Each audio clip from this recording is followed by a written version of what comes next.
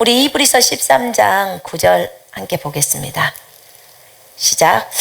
여러 가지 다른 교훈에 끌리지 말라. 마음은 은혜로서 굳게 함이 아름답고 음식으로서 할 것이 아니니 음식으로 말미암아 행한 자는 유익을 얻지 못하였느니라. 아멘.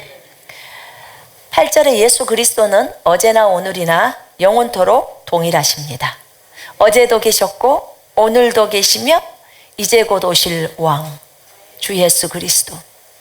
구약에서는 어제도 계시고 오늘도 계시고 이제 곧 오실 여호와 이렇게 나와 있어요. 스가랴에서.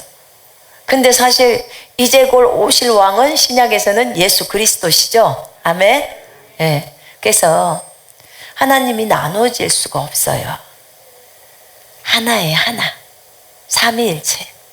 아버지, 아들, 성령께서 하나이십니다. 자, 우리가 여러 가지 다른 교훈에 끌리지 말고 마음은 은혜로서 하라고 합니다. 이사야서 53장 한번 보세요. 은혜를 기억하시고 이사야서 53장을 한번 보십시다. 여러분 마음이 어려울 때, 여러분에게 마음이 어려울 때 항상 은혜가 되는 장이 있습니다. 그것은 이사야 53장이에요. 여러분의 마음이 어려울 때, 제 마음이 어려울 때 항상 눈물이 있고 감격이 있는 이 장이 이사야서 53장이에요. 자, 이 시간에 우리 이사야서 53장 4절부터 6절까지 한번 읽어보시겠습니다. 자, 3절부터 읽을까요? 시작. 그는 멸시를 받아 사람들에게 버림받았으며 강고를 많이 겪었으며 질고를 아는 자라. 마치 사람들이 그에게서 얼굴을 가리는 것 같이 멸시를 당하였고 우리도 그를 귀히 여기지 아니하였도다. 그는 실로 우리의 질고를 지고 우리의 슬픔을 당하였거늘 우리는 생각하기를 그는 징벌을 받아 하나님께 맞으며 고난을 당한다 하였노라. 그가 찔림은 우리의 허물 때문이요 그가 상함은 우리의 죄악 때문이라. 그가 징계를 받음으로 우리는 평화를 누리고 그가 채찍에 맞음으로 우리는 나음을 받았도다. 우리는 다 양 같아서 그릇 행하여 각기 제 갈 길로 갔거늘 여호와께서는 우리 모두의 죄악을 그에게 계속 읽어보십시다. 그가 곤욕을 당하여 괴로울 때에도 그의 입을 열지 아니하였으며 마치 도수장으로 끌려가는 어린 양과 털 깎는 자 앞에서 잠잠한 양같이 그의 입을 열지 아니하였도다. 그는 곤욕과 신문을 당하고 끌려갔으나 그 세대 중에 누가 생각하기를 그가 살아있는 자들의 땅에서 끊어짐은 마땅히 형벌받을 내 백성의 허물 때문이라 하였으리요. 그는 강포를 행하지 아니하였고 그의 입에 거짓이 없었으나 그의 무덤이 악인들과 함께 있었으며 그가 죽은 후에 부자와 함께 있었도다. 여호와께서 그에게 상함을 받게 하시기를 원하사 질고를 당하게 하셨은즉 영혼을 속건 제물로 드리기에 이르면 그 씨를 보게 되며 그의 날은 길 것이요 또 그의 손으로 여호와께서 기뻐하시는 뜻을 성취하리로다. 11절 그가 자기 영혼에 수고한 것을 보고 만족하게 여길 것이라. 나의 의로운 종이 자기 지식으로 많은 사람을 의롭게 하며 또 그들의 죄악을 친히 담당하리로다. 그러므로 내가 그에게 존귀한 자와 함께 몫을 받게 하며 강한 자와 함께 탈취할 것을 나누게 하리니 이는 그가 자기 영혼을 버려 사망에 이르게 하며 범죄자 중 하나로 헤아림을 받았음이니라. 그러나 그가 많은 사람의 죄를 담당하며 범죄자들을 위하여 기도하였느니라. 아멘. 아멘. 이 이사야서 53장은 이디오피아 내시가 빌립 집사에게 이사야서를 읽으면서 이 사람이 누구입니까? 라고 묻는 거예요. 이분이 누구시죠? 예수님이에요. 예수님에 대한 내용이 이사야서 53장에 나와 있습니다. 그는 주 앞에서 자라나기를 연한 순 같고 마른 땅에서 나온 뿌리 같아서 고운 모양도 없고 풍채도 없은즉 우리가 보기에 흠모할 만한 아름다운 것이 없도다. 예수님이 이 세상 사람들에게 비유했을 때 우리가 볼 때 아름다운 모습이 없다고 하지만 풍채도 없으니까 뚱뚱하신 분, 체격이 있는 그런 분이 아니시죠. 많이 말라 있으시니까. 그런데 흠모할 만한 아름다움이 없다고 하지만 사실 저희들 입장에서는 여러분들이나 저나 예수 그리스도는 우리의 신랑이잖아요. 그죠? 그러니까 그분이 너무 아름다워요. 그분이 아름답고 그냥 보고만 있어도 좋고, 그죠? 손을 만질 수 있으면 더 좋고. 그래서 모든 그리스도인이 최고로 좋아하는 분이 아닐까 싶어요. 근데 어쨌든 주님의 외모는 이렇습니다. 풍채도 없고 예쁜 모습이 없지만 왜 예쁜 모습이 없었을까요? 제가 주님께 한 거 궁금해서 물었어요. 주님, 왜 이왕 오실 바에 아주 멋진 남자로 영화배우처럼 멋진 남자로 오셨으면 좋았을 텐데 여기에 보니까 흠모할 만한 아름다움도 없다고 적으셨는데 왜 그러셨어요? 그때 주님이 저에게 알려준 것은 이거였어요. 내가 어디서 태어났니? 말구유요. 맞죠? 네. 구유통에서 태어나신 분 손 한번 들어보세요. 아마도 없을 거예요. 근데 우리 주님은 말구유통에서 태어났어요. 쉽게 말하면 돼지 우리간이 있으면 그 우리간에 돼지가 먹는 음식 먹는 데 있잖아요.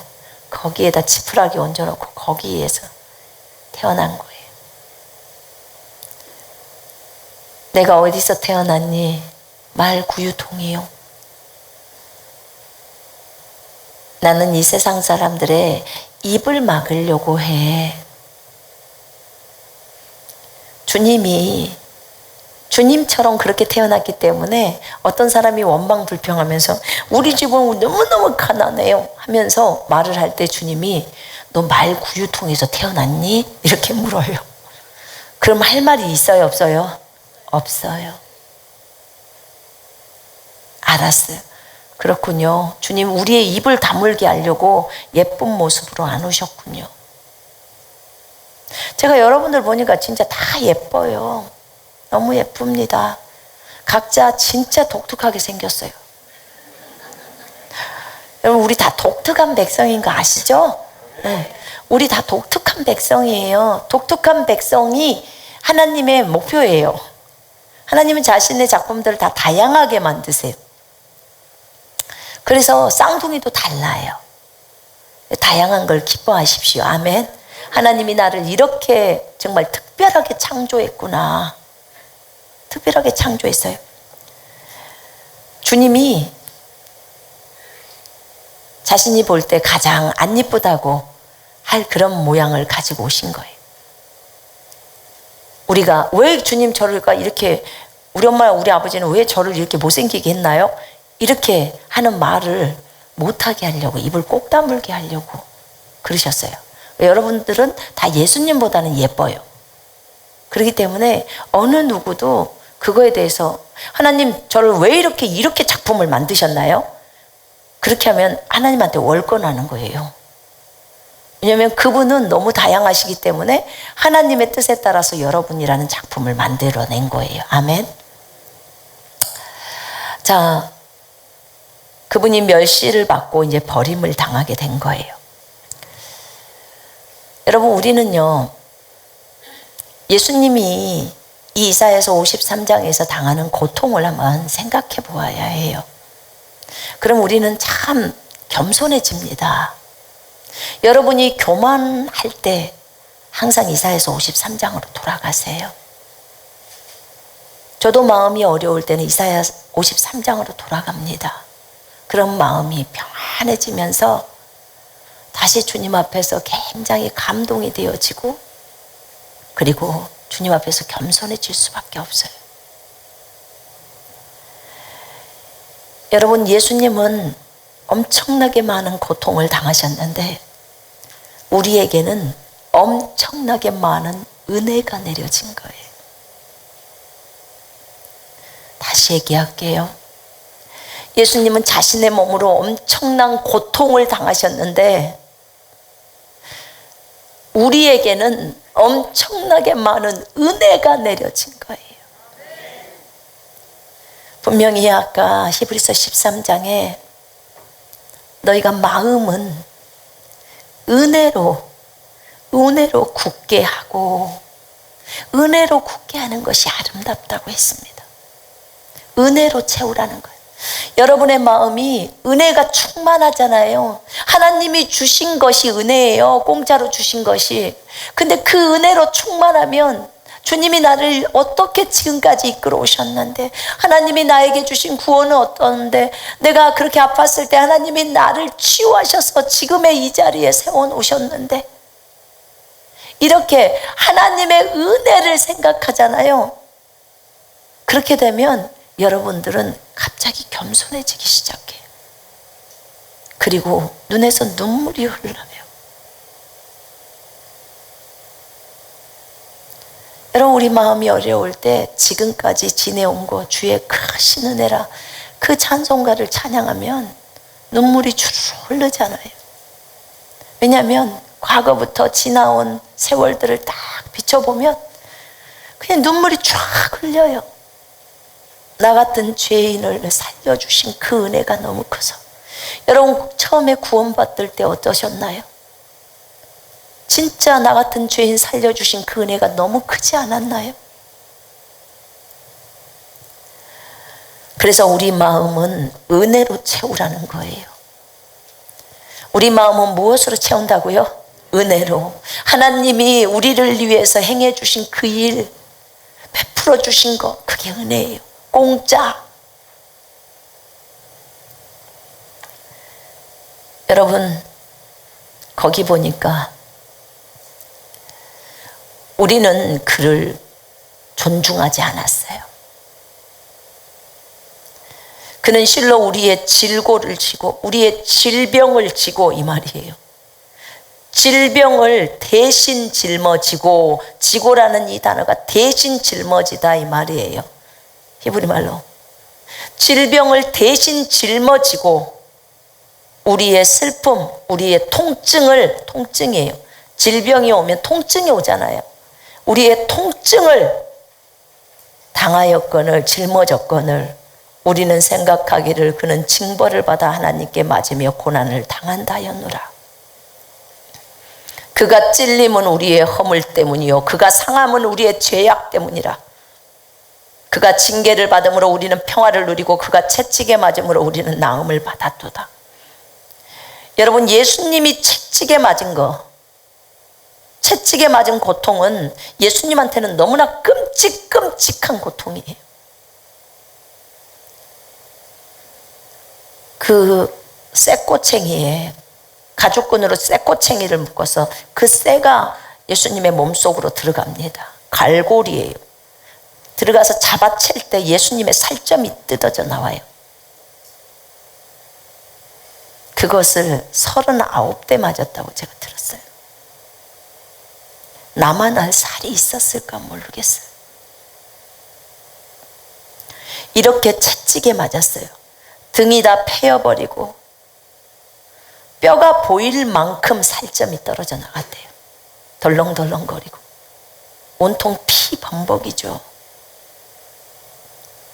이 상황 속이에요. 이렇게 채찍에 맞은 이 큰 고통, 이것이 나에게는 치유라는 은혜를 주었습니다. 치유. 그가 채찍에 맞음으로 우리는 나음을 받았도다. 이미 나아버린 거예요. 성경은 그렇게 말하고 있습니다. 난 여러분들이 아파야 될 이유가 없다고 지금 얘기하고 있는 겁니다. 주님이 이렇게 맞은 것은, 이런 고통을 당하는 것은 우리에게 치유를 주려고 하는 거예요. 이 치유는 질병에서 치유받는 거잖아요. 질병의 문제를 해결했다는 거예요. 이게 은혜예요, 치유가. 주님이 그렇게 채찍에 맞은 것은 치유라는 은혜를 주려고 하는 거예요. 여러분, 질병의 문제를 주님이 채찍에 맞음으로 해결을 했어요. 그럼 내가 아파야 될 이유가 있습니까? 없습니까? 없어요. 아파야 될 이유가 없단 말입니다. 신성한 건강은 우리 거예요. 주님이 이렇게 고통을 당할 때 우리에게는 은혜가 임합니다. 우리를 위해서 우리를 낫게 하려고 하는 거예요. 여러분, 이거 생각해야 돼요. 절대로 예수님의 고통을 무시하거나 경시하거나 업신여기거나 불신해서는 안 됩니다. 예수님은 자신이 당한 고통 때문에 우리가 행복해지기를 원하는 거예요. 근데 예수님을 믿지 못하고 계속해서 고통을 당하고 있는 그 모습 때문에 주님은 너무 가슴 아파합니다.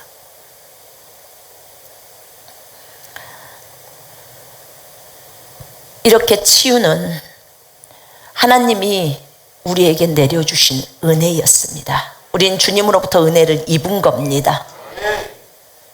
예수님의 고통을 생각하면서 나는 아파야 될 이유가 없어. 예수님이 진이에게 그 얘기를 했었대요. 나는 너희가 아프면 난 정말 억울하다. 내가 맞은 것은 너희들을 낫게 하려고 맞았는데 왜 그 치유를 붙들지 못하느냐? 왜 의심하고 불신하느냐? 치유는 너희 거야. 이것보다 더 발전된 것은 이제는 신성한 건강은 너희 거야. 신성한 건강은 우리 겁니다. 아멘. 여러분, 건강에 대해서 포기하지 마요. 기도 한 번 하고 안 된다고 포기하지 마요.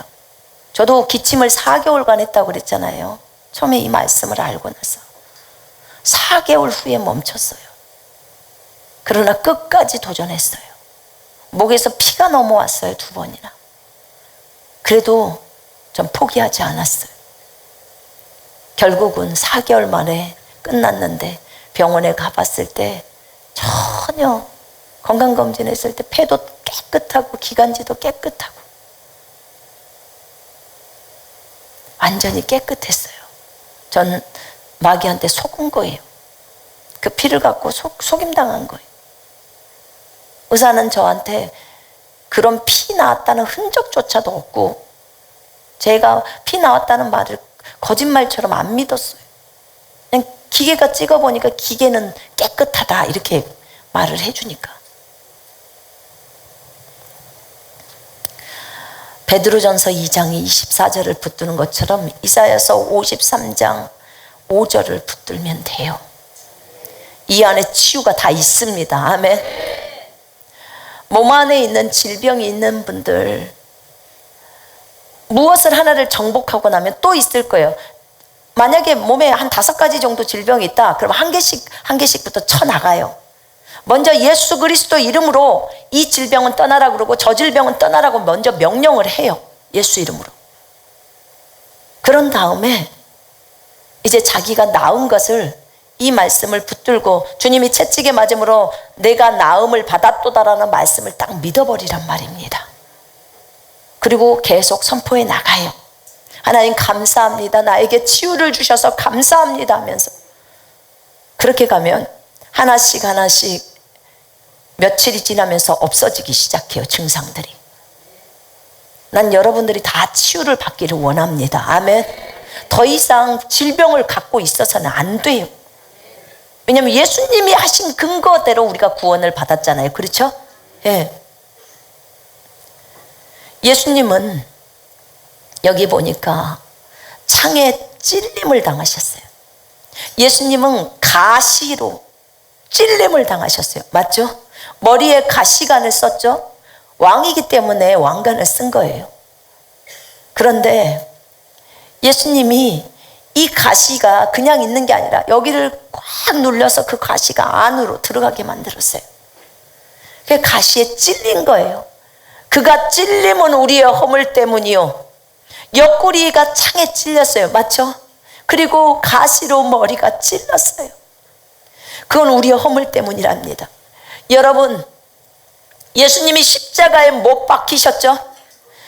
못이 팔에도 박혀졌고 손목에도 박혀졌고 발목에도 박혀졌죠. 그리고 찔렸죠. 창에도 찔리고 가시체에도 찔렸습니다. 피가 흘렸어요. 너무나 고통이죠. 너무나 큰 고통이. 그가 찔림은 우리의 허물 때문이요, 그가 상함은 우리의 죄악 때문이라. 여러분, 그가 이렇게 십자가에 못 박히면서 또 그렇게 창에 찔리고 머리를 찔리는 거, 이 모든 상하는 것은,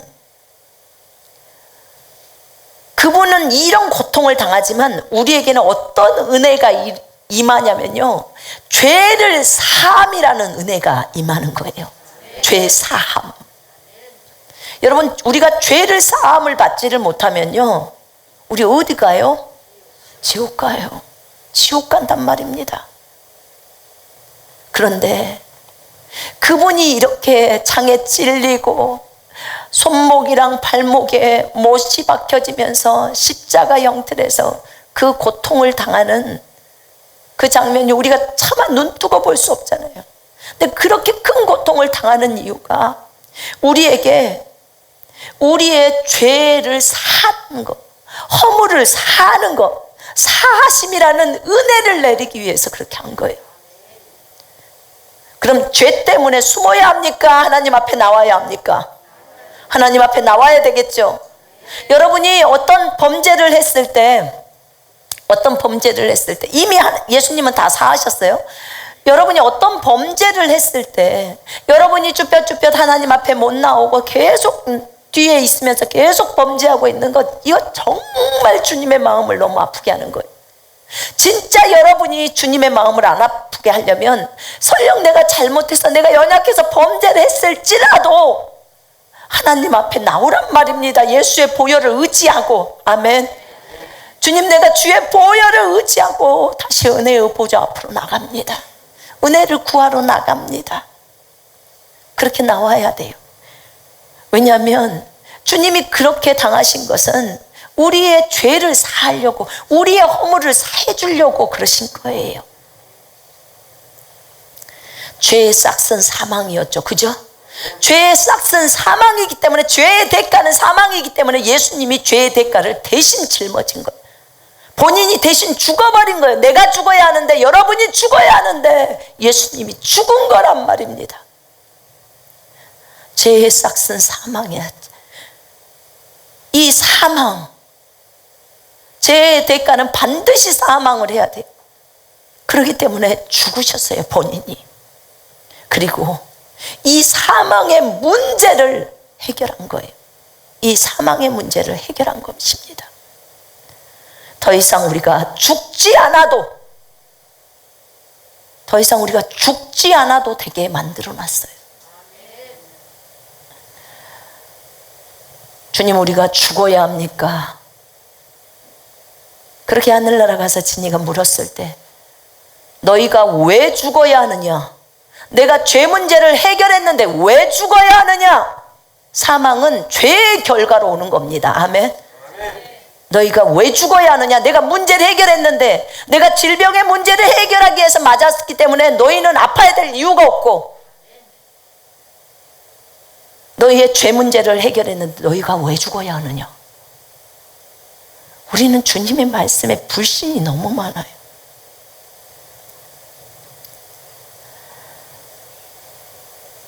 여러분, 사도행전 10장 43절에 보면요, 그에 대하여 모든 선지자도 증언하되 그를 믿는 사람들이 다 그의 이름을 힘입어 죄사함을 받는다 하였느니라. 아멘. 예수의 이름을 힘입어서 죄를 사함을 받습니다. 아멘. 우리가 제사장적인 기도를 할 때 하나님 아버지, 오늘도 주 예수 그리스도의 이름으로 전 세계의 모든 사람들의 죄를 사합니다 라고 하잖아요. 예수 그리스도의 이름을 힘입어서 죄 사함을 받는다는 거예요.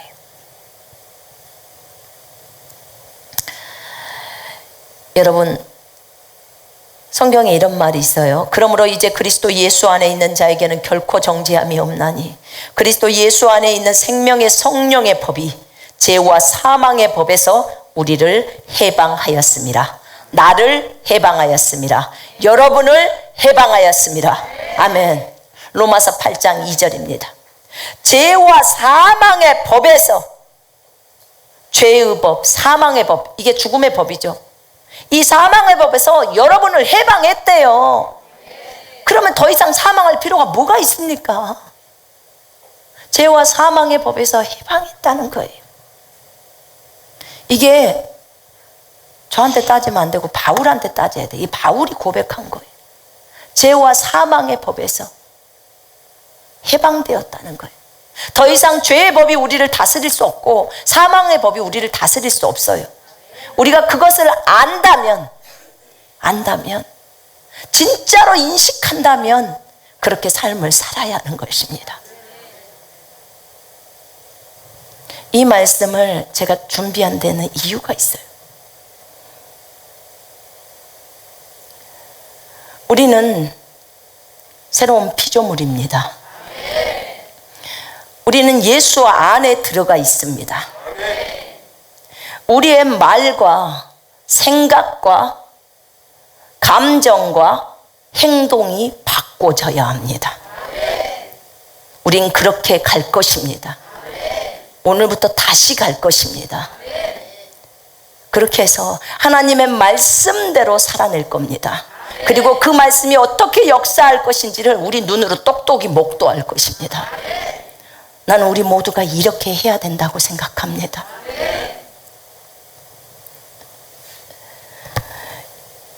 육신을 따르지 않고 그 영을 따라 행하는 우리에게 율법의 요구가 이루어지게 하려 하심이라. 여러분, 우리는 영을 따라서 살게 되어 있습니다. 우리가 어느 날 예수 그리스도를 믿을 때 내 죽어있는 영이 살아나면서 성령과 연합돼서 한 영이 되죠. 한 영이 됩니다. 그리고 이제부터는 우리는 성령을 따라 행하는 우리가 되어야 합니다. 그럴 때 율법의 요구라는 율법의 의가 우리 안에서, 우리는 그리스도 안에 있기 때문에 우리 안에서 이루어져 버립니다. 이것을 주님이 하려고 우리 보고 영을 따라 살으라고 하는 거예요. 자, 보십시다.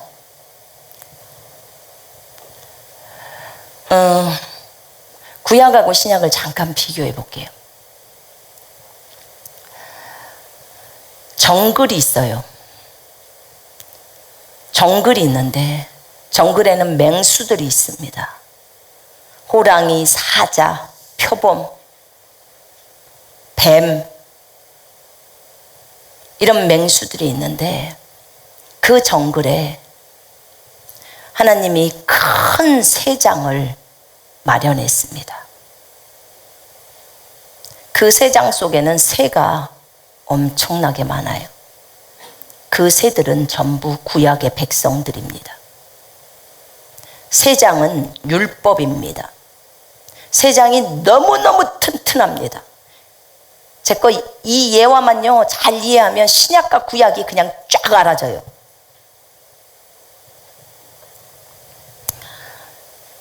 새장이 율법입니다. 이 새장을 너무나 강력하게 하나님이 만들었습니다. 그리고 새장 밖에는 한 분의 파수꾼이 그 새장을 지키고 있습니다. 맹수들이 그 새장을 공격 못하도록, 그리고 새장 안에만 있으면 안전합니다. 자, 밖은 뭐라고요? 정글. 밖은 정글이에요. 영적으로 비유하자면 그 정글에 있는 맹수들은 죄고 그 다음에 마귀들입니다. 우리를 공격하는 것은 죄고 마귀들입니다. 맞죠? 맞죠? 네. 자, 그러면 그들이 오지 못하도록, 그들이 접근을 못하도록 할 수 있는 방법은 새 장 속에 새가 들어있으면 됩니다. 새 장 속에 새가 들어있으면 돼요. 근데 구약의 백성들이 그 새 장 속에 들어가 있어요. 율법을 그렇게 강력하게 만들어 놓은 이유는 그 바깥에 있는 그들이 접근을 못하게 하는 것이고, 안에 있는 새 장 안에 있는 새가 바깥으로 만약에 나가면 먹힙니다. 그대로 먹혀버려요. 맹수들은 그 옆에서 으르렁거리면서 그 새 장 바깥에 있기 때문에 그렇습니다. 이게 구약입니다. 자, 보세요. 그런데 신약에 와서는 주님이 똑같아요. 우리 그대로 정글에서 삽니다. 구약 백성들도 정글이었지만 새 장 안에서 보호가 되어졌어요. 율법만 지키면, 그 안에서 하나님의 강력한 법만 지키고 있으면 맹수들이 못 먹어요. 못 건들게 해놓습니다. 근데 신약에 와서는 동일한 정글인데 주님이 새 장을 걷어버립니다. 새 장을 걷어서 던져버려요. 그럼 우리가 신약의 새들이에요. 그럼 우리는 어떡하죠? 주변에 맹수가 있는데, 뱀이 있고 사자가 있고 호랑이가 있는데, 주변에 죄가 있고 그다음 마귀가 있는데, 주님이 새 한 마리에 파수꾼 하나를 붙여놓습니다. 파수꾼이 성령이에요. 직접 새 안에다가 파수꾼을 집어넣어요. 그래서 파수꾼이 가는 대로 새가 따라가면 새는 안전합니다. 파수꾼이 A 쪽으로 가면 새가 A 쪽으로 그대로 가면 돼요. 그러면 안전해요. B 쪽으로 가면 B 쪽으로 가면 돼요. 그러면 안전합니다. 성령의 인도대로 가버리면, 그러면 어떤 그 죄도, 그 다음에 마귀도 못 건드린다, 그 말입니다. 아주 안전합니다. 그런데 구약에서는 그렇게 할 수가 없었어요. 구약에서도 그렇게 하기를 간절히 원하셨겠죠. 그러나 예수 그리스도께서 오시지를 않았어요. 그래서 성령을 그렇게 줄 수가 없어요. 그래서 강력한 율법을 만들어 놓은 거예요. 그걸 지키라고. 신약에 와서는 그 강력한 율법을 다 걷어서 치워버린 거예요. 더 이상 율법하고 우리랑 상관도 없어요. 우리는 율법에게 죽은 자들입니다. 아멘. 그래서 이제는 우리는 성령을 따라 행하는 자들이 됐어요. 오직 파수꾼인 성령, 그 성령이 이끄는 대로 가면 돼요. 육신의 생각은 사망이나 영의 생각은 생명과 평안이라고 했습니다. 아멘. 육신의 생각은 사망이에요. 내가 파수꾼을 따라가지 않고 내 마음대로 가면 그냥 먹혀요. 정글에서. 지금 신약에도 먹히냐고요? 먹히죠. 얼마든지. 제가 우리를 잡아먹죠. 그 다음에 마귀가 우리를 얼마나 잡아먹으려고 애씁니까? 어떻게든지 거짓말로 속여서 지옥으로 끌고 가려고 합니다. 그리스도인들도 지옥 가나요? 가지요. 당연히. 성경에 그렇게 나와 있는데. 여러분, 그래서 성경은 성령을 따라 행하라고 합니다. 아멘. 성령을 따라 행해야 돼요. 너희가 육신대로 살면 죽을 것이나 성령을 통해서 몸의 행실을 죽이면 살리라. 아멘. 여러분, 우리는 성령의 인도에 민감해야 합니다. 구약의 백성들은 예수가 오시지 않았기 때문에 성령이 그들에게 갈 수가 없어요. 새 한 마리당 성령이 갈 수가 없다고요. 그 파수꾼은 새 장만 지키고 있는 거예요. 새 장만. 근데 신약에 와서는 파수꾼이 새 한 마리에게 파수꾼이 붙는 거야. 그러니까 그거는 예수 그리스도께서 오셔서 우리를 위해서 죽으시고 부활하셨기 때문에 우리 속으로 영으로 들어오실 수가 있었던 거예요. 여러분 생각해 보세요. 우리 안에 성령이 오셨다는 말은 주님의 전 존재를 다 줬다는 소리예요. 고린도전서 2장에 보면요, 전서 2장에 보면 하나님의 성령, 그 성령이 아니고서는 하나님의 일을 알 수가 없어요. 사람 속에 있는 사람의 영이 사람의 일을 안다고 했어요. 그렇죠? 그런 것처럼 하나님의 일도 하나님의 성령이 알아요.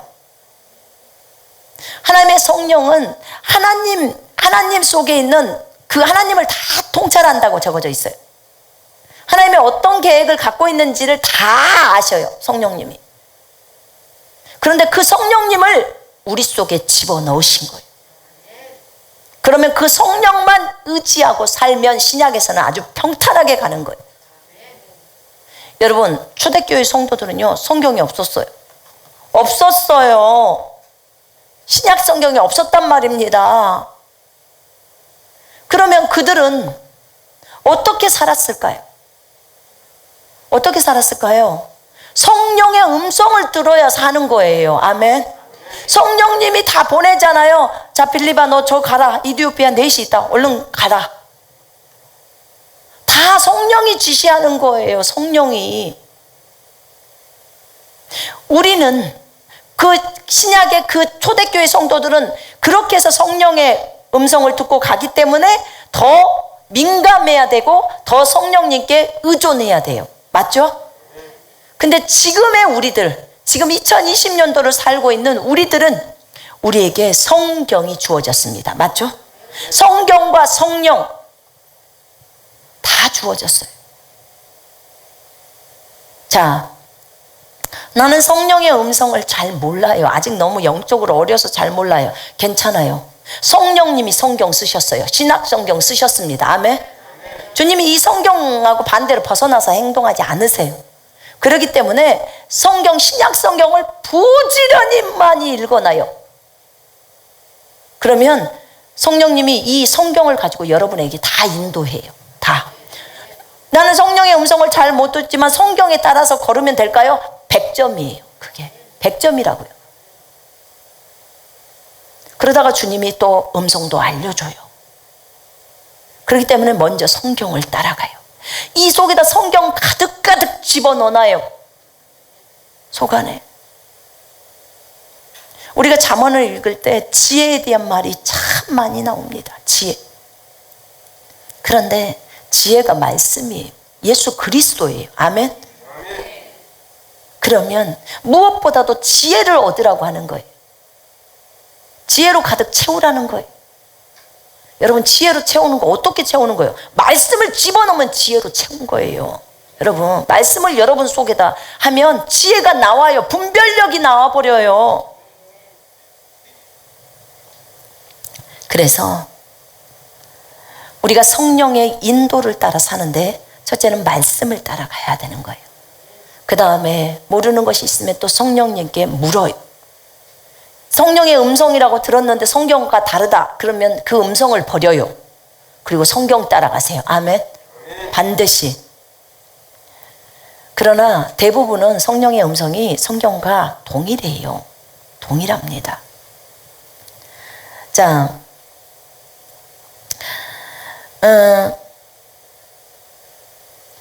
우리가 육신의 말, 육신적인 생각, 육신적인 감정, 육신적인 행동, 이런 것들은 전부 사망에 이르러요. 사망. 육신적인 말을 할 때 죽고 사는 것이 네 입에 달렸다고 합니다. 그러면 우리가 육신적인 말을 하는 것을 멈춰야 되겠죠. 멈춰야 합니다. 어떤 형태로든지 멈춰야 돼요. 왜냐하면 그 말을 계속 하게 되면 당신도 듣고 듣는 사람도 죽어요. 나도 죽고 저 사람도 죽는단 말입니다. 그러나 영의 말을 하게 되면 나도 살고 저 사람도 살아요. 아멘. 그래서 고백이 그렇게도 중요한 거예요. 군사훈련 고백기도집으로 우리 고백하죠. 네.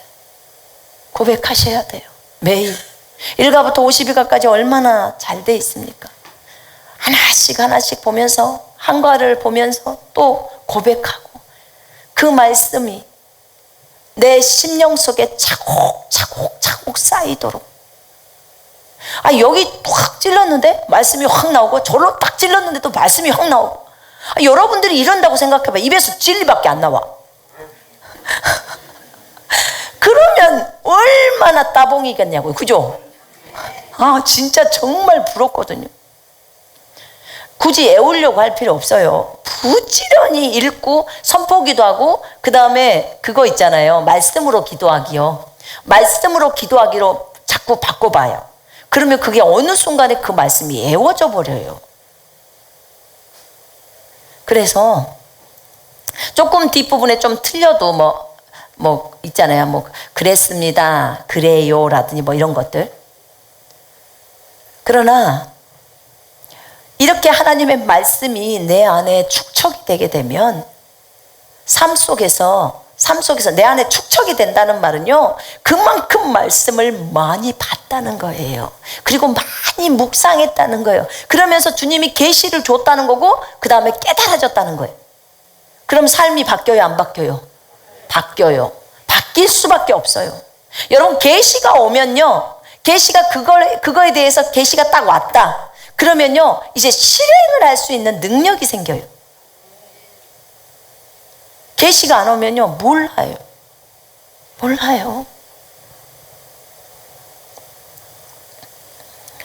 이렇게 육신적인 말과 영의 말은 너무나 달라요. 그럼 우리는 항상 영의 말을 선택해야 되겠죠. 그죠? 여러분 자신을 돌아봐요. 여러분 자신을 돌아보셔요. 그리고 내가 어떤 말을 하고 사는지. 오늘 내가 내뱉은 말은요, 내일 내가 걷게 될 세상을 창조한대요. 오늘 내가 내뱉은 말은 내일 내가 걷게 될 세상을 창조한대요. 내 미래는 오늘 내가 내뱉는 말 속에 들어있다는 것입니다. 말 중요합니까? 안 중요합니까? 엄청 중요해요. 그럼 결국은 창조는, 내 미래의 창조는 누구에게 달려있어요?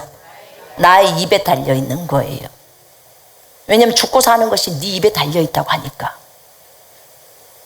왜 그러죠? 진실로 진실로 너희에게 이르노니 이 산들은 명하여 바다에 빠지라고 말하고, 그 말하는 것들이 이루어질 줄 믿고 마음에 의심 안 하면 그 말하는 것은 그대로 되리라.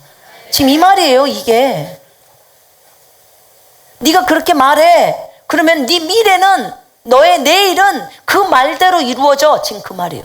네가 오늘 계속적으로 부정적인 말을 했지, 네가 육신적인 말을 했지, 너의 미래는 육신이란 열매가 거둬져. 그건 뭐야? 사망이야.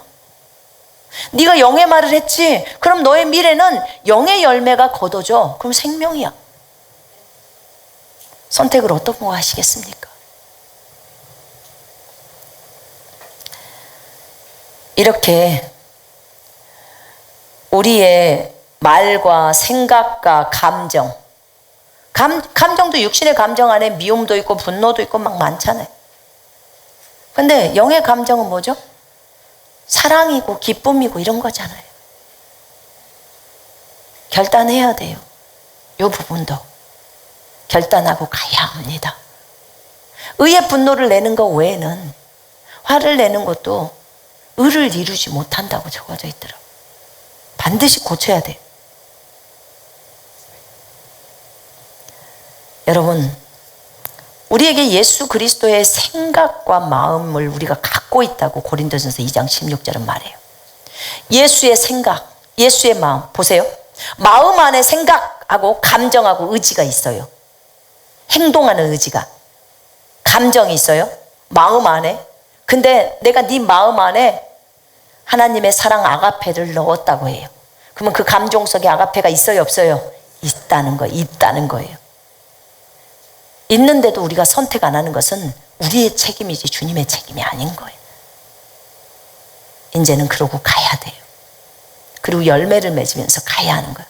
주님의 마음, 주님의 생각 다 다 우리가 갖고 있는 상태인 거예요. 가지고 있어요.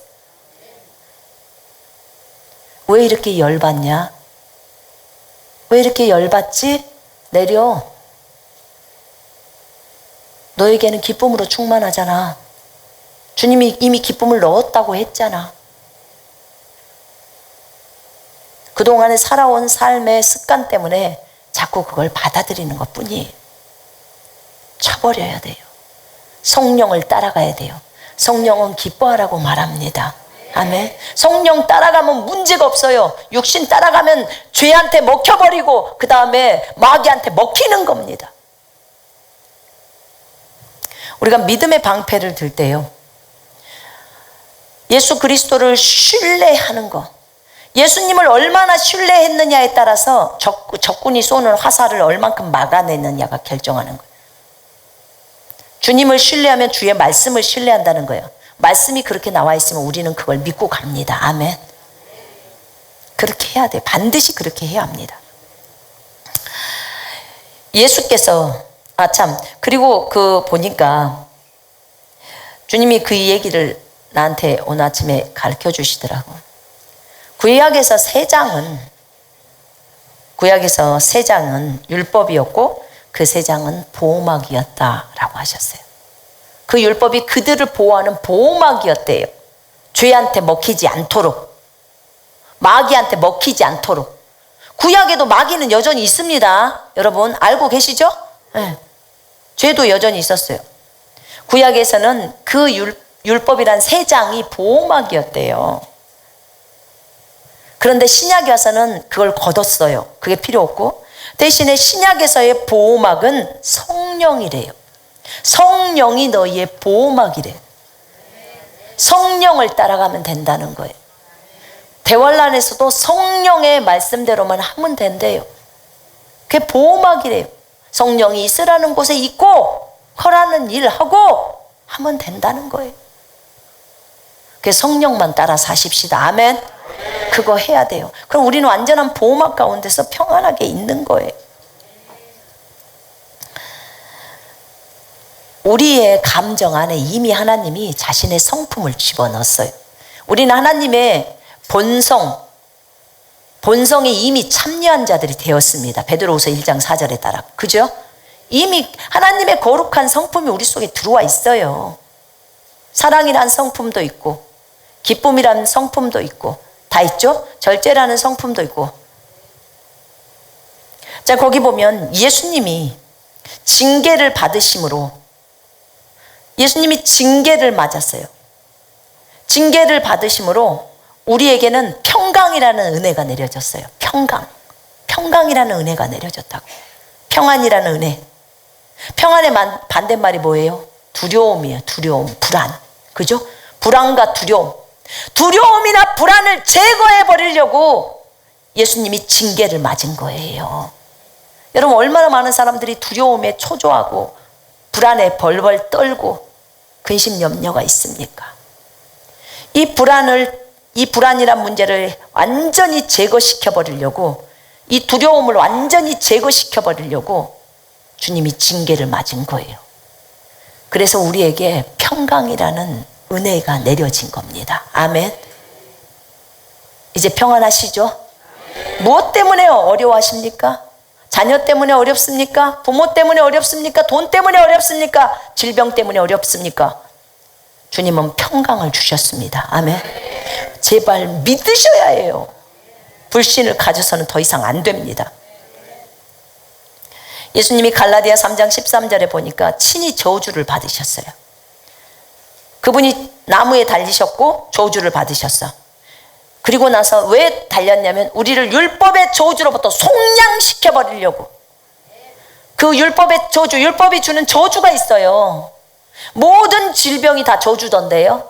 모든 정신병도 다 저주더라고요. 아기 못 낳는 것도 다 저주고 늙는 것도 저주고 다 저주더라고요. 그 저주를 없애버리려고 거기서 저주에서 건져내려고 주님이 친히 나무에 달려서 자신이 죽은 거예요. 저주를 받은 거예요. 전 인류의 저주를 갖다가 다 예수님의 몸에다 얹은 거예요. 그래서 우리가 저주를 받아야 돼요? 안 받아야 돼요? 안 받아요. 받아야 될 이유가 없는 거예요. 아멘. 어떠한 가게로부터 내려오는 저주, 뭐 이혼이 많다, 무슨 일찍 우리 집 식구들은 다 일찍 죽는다, 무슨 뭐 몸이 어디 부분이 안 좋다, 전부 이 저주를 싹 없앤 거예요. 여러분 이거 믿어야 효력이 발생되는 거예요. 아멘. 더 이상 저주는 여러분과 상관없습니다. 저주받는 모든 문제가 해결됐어요. 더 이상 저주는 여러분에게 머물 수 없습니다. 여러분의 자녀에게도 머무를 수 없어요. 이제부터 생각하세요. 저주 끝. 따라해보세요. 저주 끝. 저주 끝입니다. 저주 끝이에요. 그리고 우리에게 어떤 은혜가 내렸냐면 축복의 시작이라는, 축복이라는 은혜가 내린 거예요. 아멘. 거기 갈라디아 3장 13, 14절에 보면요, 율법의 저주에서 우리를 속량했다고, 건졌다고 해요. 그래 놓고 뭐라고 하냐면 아브라함의 복이 우리들에게 임하게 했다는 거예요. 아브라함의 복, 그 복, 축복 시작이에요. 저주 끝, 축복 시작. 아멘. 아브라함의 복이 우리에게 임하게 하려고, 그 아브라함의 복이 우리에게 임하는데, 아브라함의 복이 큰 민족을 이루고 또 네 이름이 창대해지고 너는 복이 되고 너를 축복하는 자는 여호와께서 축복하시고 너를 저주하면 내가 저 사람을 저주한다는 거예요. 아멘. 여러분을 축복하는 자를 하나님이 그 사람을 축복한대요. 여러분을 누군가가 저주하면 하나님이 그 사람을 저주하겠다는 거예요. 여러분 이게 얼마나 안심이 된 얘기입니까? 아멘. 그러니까 너희를 건드리면 여호와의 눈동자를 건드린다고 그래요. 그럼 결국 여러분들을 건드리면 어떻게 돼요? 눈알이 썩어버리고 입에 혀가 썩어버리고 살이 썩는데요. 내 말이 아니고요, 스가랴서 13장 말이에요. 여러분, 그래서 두려워할 필요가 없어요. 우리에게 하나님이 이렇게 함으로 결과적으로 뭘 주려고? 성령을 주려고. 아브라함의 복이 이방인에게 미치게 하고 우리가 믿음으로 성령을 받게 하려고 하셨다는 거예요. 성령은 아주 세트로 들어온 선물이에요. 세트로 들어온 선물. 그럼 보세요. 우리에게 이제 축복이 임했는데 자녀들도 축복을 받고 가축들도 축복을 받고 토지의 소산 열매들도 다 축복을 받아야 된다는 거예요. 그렇게 나와 있어요. 저주의 반대가 축복이니까. 손으로 하는 모든 일에 축복을 받는다는 거예요. 아멘. 여러분 날마다 선포해요. 나는 손으로 하는 모든 일에 축복을 받는다. 왜냐하면 예수님이 내 저주를 다 담당하셨기 때문이다. 아멘. 그거 선포하셔야 합니다. 여러분 하는 일 절대로 망하지 않아요. 선포하셔야 돼요. 믿고 반드시 적군을 이겨요. 제가 지금 신명기 28장 다 찾아가고 한 얘기예요. 이 얘기가 반드시 적군을 이깁니다. 아멘. 그래서 여러분들의 원수를 예수 그리스도 이름으로 대적해요. 여러분 하늘나라는 늙지 않아요. 늙지 않습니다. 그러면 아까 말했잖아요. 가난도 저주고 늙는 것도 저주고. 여러분 늙을 필요 있어요 없어요? 주님이 저주 다 담당했는데 왜 늙어야 돼요? 우리의 젊음을 독수리의 젊음처럼 새롭게 하시는도다. 아멘. 늙고 싶으면 알아서 늙으세요. 전 젊음을 선택하겠습니다. 전 뛰어다니면서 일해야 되기 때문에 원하는 대로 하세요. 뭐 10대는 늙고 싶어서 얼른얼른 20대 되고 막 30대 되기를 원할 텐데 저는 돌아가겠습니다. 저는 20대에서 30대 사이로 돌아가겠습니다. 그래서 기억력, 집중력, 암기력, 통찰력 다 들어오라고 명령하셔야 합니다. 아멘. 다시 하셔야 돼요. 그 다음에 여러분들 자꾸 말할 때 아우 노안이 와서요. 노안 오고 싶으면 알아서 하세요. 근데 안 늙기로 작정을 하셨다면 이 모든 저주에서 해방시켰다고 했으니까 그 말씀을 믿으시고 노안을 거절해요. 아멘. 눈도 거절해버리고 안 좋은 거, 눈 시력은 돌아오라고 명령하시고 멀거나 가까우거나 잘 보이라고 명령하세요. 아멘. 그리고 귀도 잘 들리고 다 하셔야 합니다. 오늘부터 말들을 바꾸고 생각을 바꾸자 이거예요. 다시 말씀으로 돌아가자는 겁니다. 이 모든 것은 믿어야지 정상으로 회복됩니다. 아멘. 우리가 계시록에 보면 어린 양의 피와 그들이 증거하는 말로 마귀들을 이겼다고 나와요. 적그리스도를 이겼다고. 어린 양의 피, 우리가 늘 의지하죠. 그 다음에 그들이 증거하는 말, 그거는 우리의 간증이랍니다. 그러면 간증은 언제 일어나냐면 우리가 하나님의 말씀을 그대로 믿고 그대로 실행했을 때 역사가 일어납니다. 맞죠? 예. 그 역사가 일어나는 것을 보고 이겼다라고 말하는 거예요. 세상을 이기는 승리는 이것이 곧 우리의 믿음이니라. 아멘. 우리가 하나님의 말씀을 믿고 그 말씀대로 그대로 살아내는 거예요. 그러면 역사가 일어나요. 그러면 우리가 마귀를 이긴 거라는 거예요. 죄를 이긴 거라는 겁니다. 아멘. 우리가 하나님을 의지할 때, 하나님의 말씀을 믿을 때, 하나님의 정말 온전히 주님만을 구했을 때 역사는 일어난다고 했습니다. 여러분, 우리의 마음은 은혜로 채웁시다. 아멘. 우리 주님이 이 이사야서 53장에 나와 있는 대로, 여기 보세요. 10절에 여호와께서 그에게 상함을 받게 하시기를 원하사, 여호와께서요, 그를 상하게 하는 것이 여호와께서 기뻐하셨대요. 기뻐하셨기에 주께서 그를 고난에 두셨다는 거예요. 그를 상하다, 이 말은요, 병으로, 질병으로 상하다, 고통에 머물겠다, 지금 이 말이에요.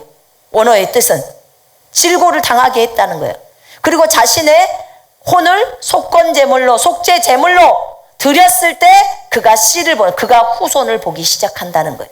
우리죠. 거듭난 우리들. 우리가 예수를 믿고 이제 예수님의 씨로서 살아가게 된다는 거죠. 그리고 여호와의 기뻐하시는 뜻을 행했다는 거예요. 오로지 예수 그리스도는요, 정말 우리를 위해서 자신의 모든 것을 다 줬습니다. 다 줘버렸어요. 여러분, 자기가 11절에 보세요. 그가 자기 혼에 수고한 것, 자기 혼의 고통을 보고 만족하게 여길 것이에요. 예수님이요, 자기가 그렇게 고난을 겪은 것을 보면서 만족했대요. 얼마나 힘들었겠습니까? 그런데 기뻐했다는 거예요. 이제 내 자녀들이 건강해지겠구나. 더 이상 질병과 고통 가운데 살지 않아도 되겠구나. 더 이상 사망에 이르지 않아도 되겠구나.